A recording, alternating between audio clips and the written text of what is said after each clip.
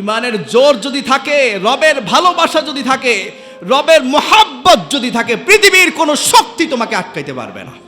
আল্লাহর সাথে যদি বান্দার সম্পর্ক হয়ে যায়, দুনিয়ার কেউ আটকাইতে পারবে? আল্লাহকে যে ভালোবেসে ফেলে, আল্লাহ যাকে ভালোবেসে ফেলে তাকে কেউ আটকাইতে পারে না। আপনি লিবিয়ার ওই আমেরের কথা শুনেছেন না?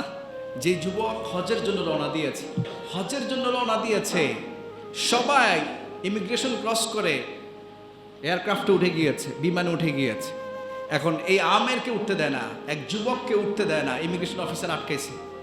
আটকানোর পরে অনেকক্ষণ সময় লাগলো, তাকে বিভিন্ন ধরনের সমস্যা ছিল, বললো যে আপনার নামে অনেক সমস্যা আছে, এটা সেটা বলে সময় যখন দীর্ঘায়িত হয়ে গিয়েছে, যখন ইমিগ্রেশন শেষ, বললো যে আপনার আর কোনো সমস্যা নেই, আপনি যাইতে পারেন।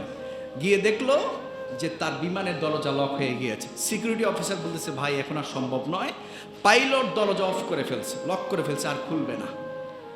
এখন এই লোক বসে আছে, তো এই সিকিউরিটি অফিসার বলতেছে যে ভাই আপনার এটা নসিবে ছিল, এটা এইরকম হওয়ার কথা, হয়তো বা এবার হবে না, অপেক্ষা করেন, হয়তো সামনে হবে ইনশাআল্লাহ। আমের বলে আমি নিয়ত করেছি আমি আল্লাহর ঘরে যাব, ইনশাআল্লাহ যাবই যাব। আমি আল্লাহর ঘরে যাওয়ার ইরাদা করে বের হয়েছি, আমি হজ করার জন্য বের হয়েছি, আমি যাবই যাব। তার ফ্লাইট বিমান ছেড়ে দিয়েছে, তাকে উঠায় নাই, আমেরকে রেখে বিমান উড্ডয়ন শুরু করেছে।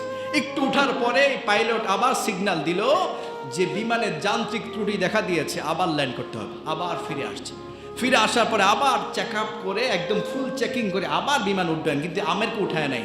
পাইলট উঠাবে না, বলছে যে না এখন আর দরজা খোলা যাবে না, আমেরকে এবারও উঠায় নাই।